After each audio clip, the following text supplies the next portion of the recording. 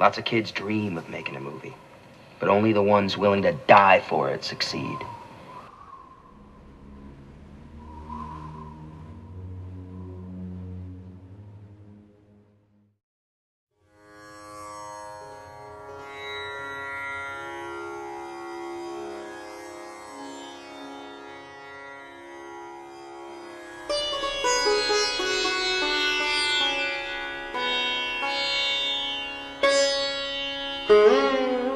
I do dimly perceive that whilst everything around me is ever changing, ever dying, there is underlying all that change a living power that is changeless, that holds all together, that creates, dissolves, and recreates.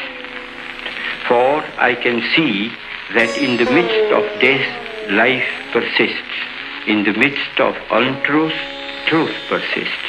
In the midst of darkness, light persists.